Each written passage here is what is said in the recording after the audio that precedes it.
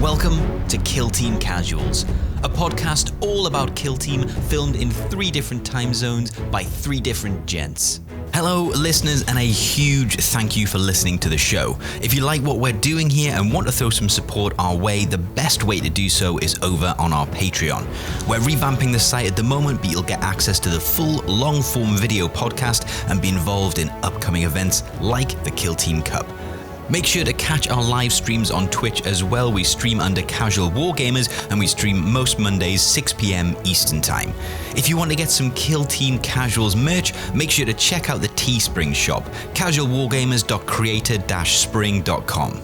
Back to the show. I must admit, for me, the Nova reveals, obviously, we knew there was not going to be any Kill Team stuff. They had sort of total bummer. That they said that was, we knew that, but a bummer. Because it's just it. Am I wrong? Is it just because we got so spoiled for so long? It just feels like it's been ages. Like Ashes of Faith was a surprise, it was a pleasant surprise, but then it was like, yeah, all right, that should keep you out of trouble. While yes, we launched, the new edition of the biggest gaming system probably in the world. So fair deuce. Sure. Yeah, I think yes and yes. I think you're right on both of those. Because on one, like, man, it wasn't that long ago that we had a crazy box that nobody was expecting and an annual, which the annual sucks. I hope the annual just was an absolute total bummer. Yeah, bummer. I don't suck count town, that suck as a fest. release. I don't like that came out. I was like, yeah, what? Who needs a bunch this? of outdated rules. Thanks. Yeah. Like it's all outdated from launch. Great. Good stuff, guys. But at the same time, I feel like they don't do a good enough job drip feeding us the off season. Which, how do you do that? I don't know. I don't have the answer. But I feel like there could be some, at least like, hey, take a look at these kill teams or something that somebody has, like some articles to keep us going on the off season would be awesome, because it just sucks every day. Like all of us nerds, like what is the first thing we do when we wake up?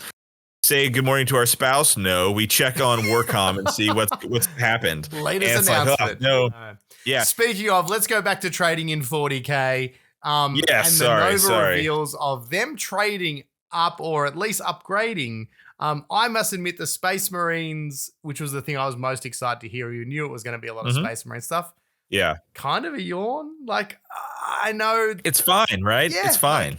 It's like someone going with, because it's just all upgrades on what we already had. And that's part of obviously slowly phasing out the firstborn stuff, which I know they need to do. That's fine. It's part of their business model. Primaris are now a thing for better or for worse, whether you like it or not. Yeah. It's happening. Just is what it is. Yeah. Yeah. So the only thing I'd say, the biggest one that I was most excited that actually ended up the biggest disappointment was the Terminator Chaplain. Oh God. What a bummer. God, I don't want to cut you off, but it's so stupid. What did they do? All these cool poses that you could do, and he's just sort of like it's like they were going to pose him and they stopped halfway through. They forgot. And there's nothing dynamic. I hate this stupid half skull face, Reaver head. Yeah. I feel like they phoned it in. What do you think? You're the 40K man. It's just it was very reminiscent of like the Space Hulk. Like not the rejig of Space Hulk they did, which was very cool. Terminators.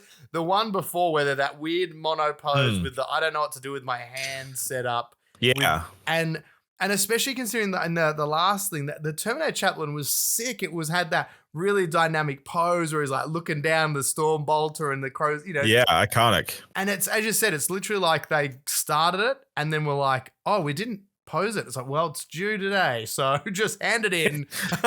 Did you guys finish sculpting the head? Like, oh, get the Reaver guy. It's like, just put a Reaver head on there. And, call it done. And like, it should be cool. Like, there's obviously the option now to give him the Storm Shield kind of thing. And I was like, again, there was so much play that could have had to him like using it as a little battering ram or having the Crozius, raised up high above it. And he's just kind of like, it's like he got wet and he's not happy about it. He's just like, oh, I'm all wet now. And his arms are like, oh, I don't get it anywhere. So it gets good. I like that. Yeah, it's just a real miss. That was a huge bummer. Everything else was fine. Like Assault Marines, like We all knew this was coming. Yeah. The little rocks look real weird to me. Like, I guess it's better than flight stands. Yeah. But it still just looks a little strange to me personally. As someone who's been working on a few Inceptors at the moment, the flight stands are still definitely one of the worst things in the universe. Yeah, they're awful, man. Oh, they suck. So yeah, everything was good. Is what I'd say. I wasn't disappointed with anything except the chaplain, but it didn't necessarily feel like you got anything new. It was like we've brought it in line with what it should be. Is how I felt. Yeah, the jump chaplain, or not the jump captain. It would look pretty cool. Can he do the classic Storm Shield power hammer thing or no? I didn't actually look too far into what his loadouts. I'm not sure whether or not they announced what they were. All I saw the power weapon, power fist, which again, that was a bummer to me.